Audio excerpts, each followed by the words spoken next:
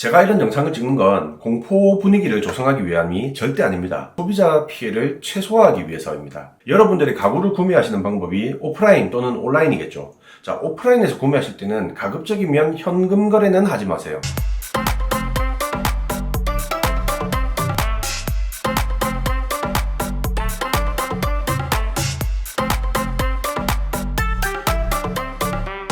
안녕하세요. 가린이 여러분 반갑습니다. 2023년 첫 영상입니다. 새해 인사가 많이 늦었습니다.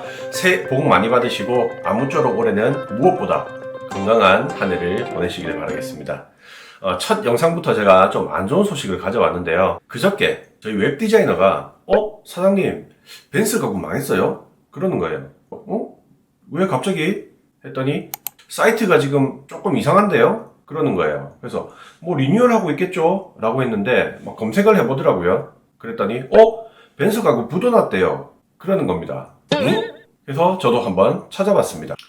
벤츠 가구 하면 연관 검색으로 부도가 뜨죠. 여기 지금 보시면 벤츠 가구 부도 났대요. 소파 사려고 했는데 벤츠 가구 부도 났대요.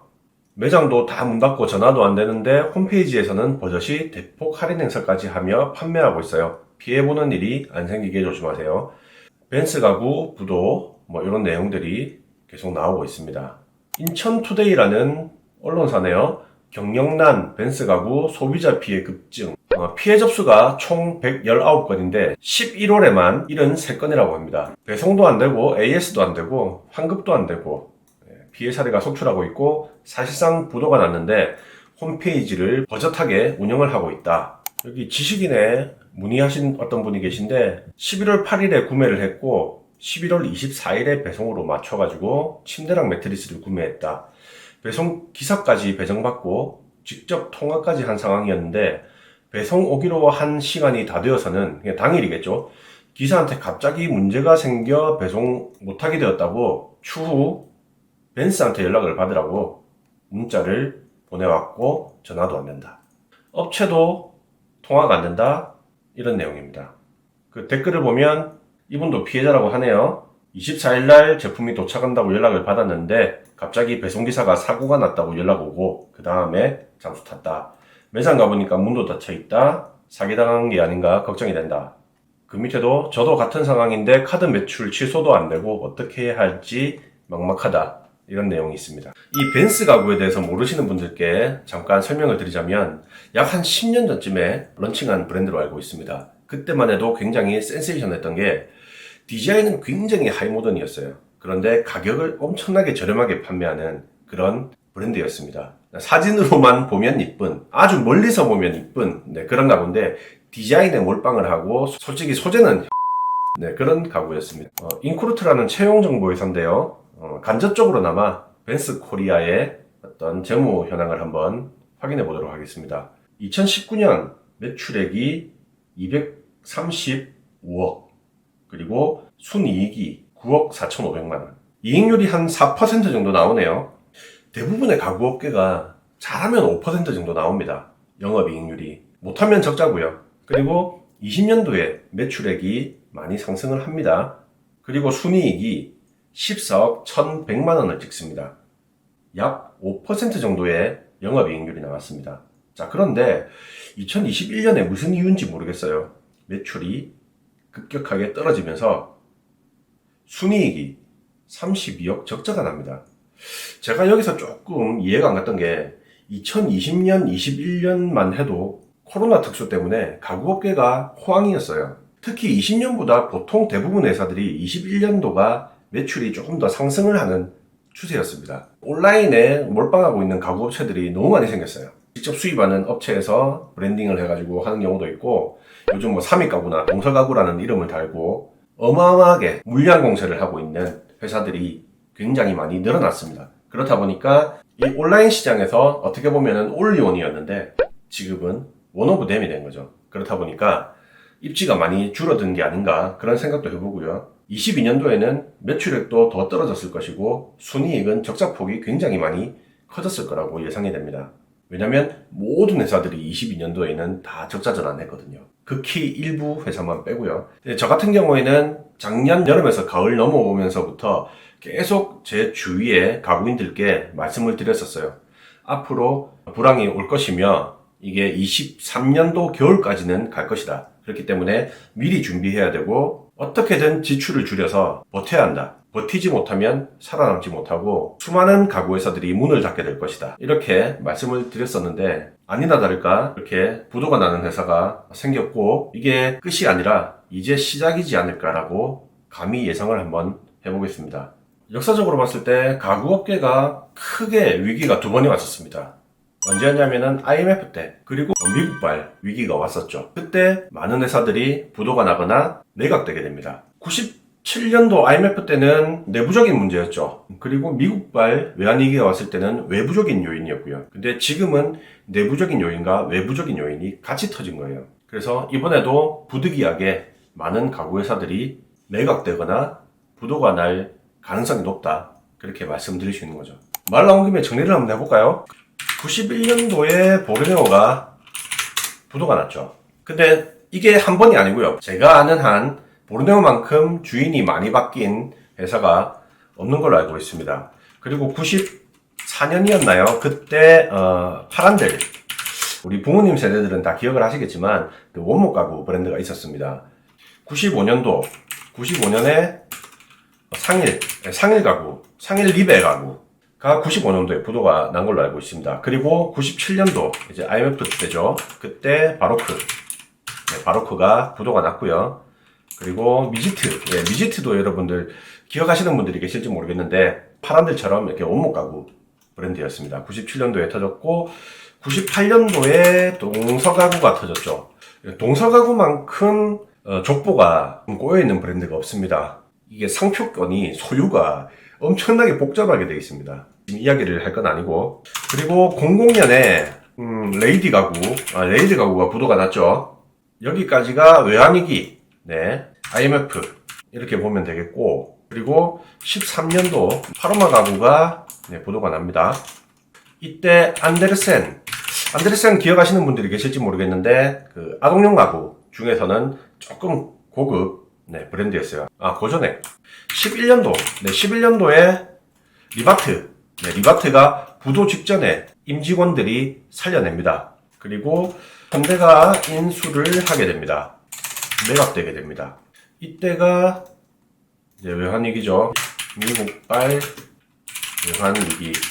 18년에 까사미아가 신세계에 매각되게 됩니다.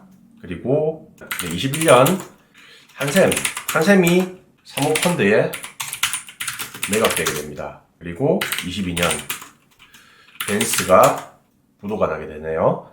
자, 요때가 현재 위기. 이렇게 정리를 하겠습니다.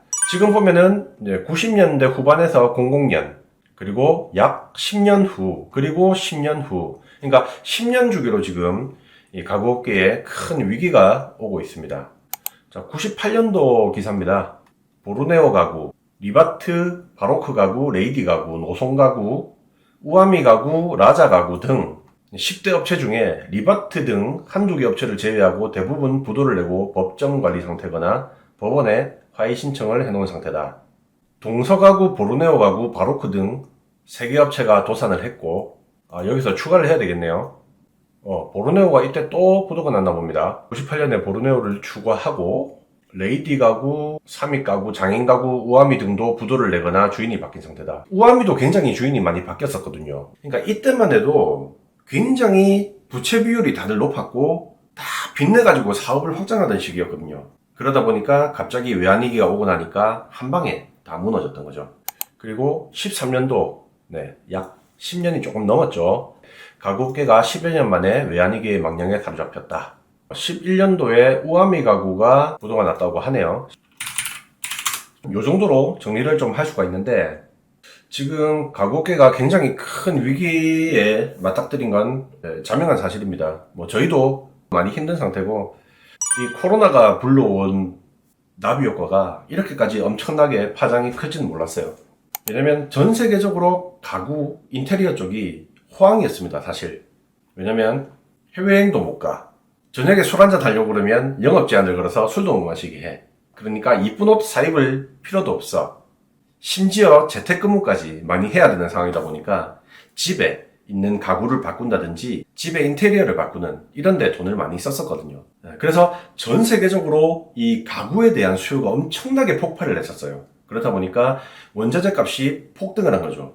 안에 들어가는 나무, 합판, 가죽, 스펀지, 철강 뭐 하나 할 것 없이 엄청나게 폭등을 했습니다. 그리고 무역이 많아지니까 해상운임이 엄청나게 올랐죠. 예전에 제가 한번 이야기한 적이 있는데 우리나라 현대상선이 1년 벌 걸 1분기에 다 벌었다라는 그런 뉴스 기사가 나온 적이 있습니다. 그게 축하해 줄 일이 아니에요.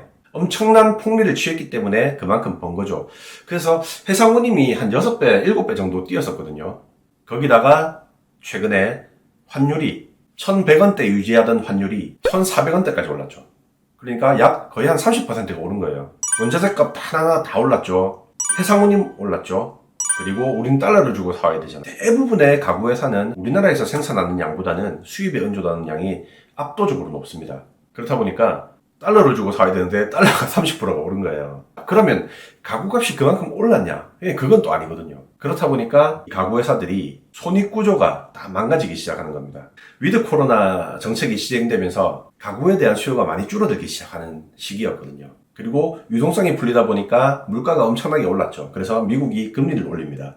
그렇다 보니까 우리나라도 덩달아서 금리를 올려야 되는 상황인 거죠. 원자재 값은 엄청나게 올랐고 물류 비용도 올랐고 달러까지 엄청나게 올라서 가구의 원가는 엄청나게 올라가는데 수요는 떨어지기 시작한다는 거죠. 그러니까 가격을 올릴 수가 없습니다. 그래서 대부분의 회사들이 영업이익률이 5% 정도에서 왔다 갔다 하는데 가구 원가는 수십 %가 올라버리는 상황이 발생이 된 겁니다. 그래서 매출은 나오지만 적자가 커지게 되는 그런 상황인 거죠.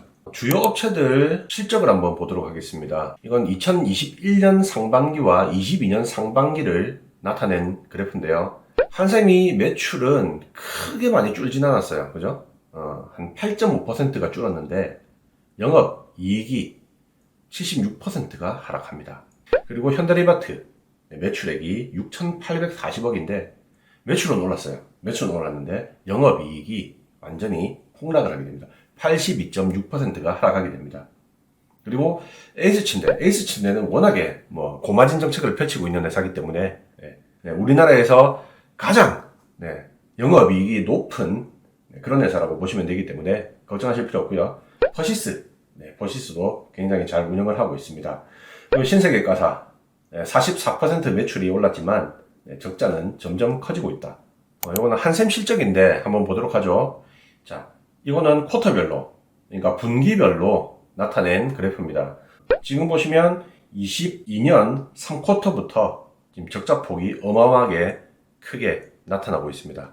이거는 이제 국내 가구 제조업 내수 출하 지수, 그러니까 공장에서 만들어서 출하하는 양을 나타낸 건데 22년 3월 달에 어느 정도 상승을 했다가 급격하게 떨어지고 있는 걸 보실 수 있습니다. 제가 이런 영상을 찍는 건 공포 분위기를 조성하기 위함이 절대 아닙니다. 첫 번째 목적은 소비자 피해를 최소화하기 위해서입니다. 여러분들이 가구를 구매하시는 방법이 오프라인 또는 온라인이겠죠. 자, 오프라인에서 구매하실 때는 가급적이면 현금 거래는 하지 마세요. 이런 큰 가구 회사들도 무너지는데 그냥 일반적인 가구 매장들이 문 닫는 건 하루아침입니다. 그렇기 때문에 내가 좀 불안하다 하면 가급적이면 현금 거래는 조금 지양해 주시고요. 온라인에서 가구를 구매하신다. 그럼 가급적이면 네이버페이가 가능한 사이트에서 구매를 하세요. 왜냐하면 네이버페이로 구매하시면 고객님이 가구를 받고 구매 확정을 눌러야 판매자에게 돈이 송금되는 방식입니다. 안전장치가 하나 있다고 보시면 되는 거예요. 홈페이지에서 구매하시든 네이버 스마트 스토어에서 구매하시든 꼭 네이버페이로 구매를 하시기를 추천드립니다. 그리고 두 번째는 현업에 계시는 우리 가구인들, 전 앞으로 1년을 봅니다. 앞으로 1년 동안 지금보다 나빠지면 나빠질지 더 좋아지지 않을 거라고 전 생각합니다. 그 이유를 이야기하자면 지금 영상이 너무 길어지기 때문에 다 말씀드릴 수는 없지만 지금 여러 가지 악재가 너무 많기 때문에 나아질 기미가 전혀 없습니다. 그래서 어떻게든 고정지출 줄이시고 어떻게든 체질 개선하시고 어떻게든 좀 잘 버텨서 이 위기를 함께 극복할 수 있으면 좋겠습니다. 오늘 영상은 여기까지 하도록 하겠습니다. 네, 고맙습니다.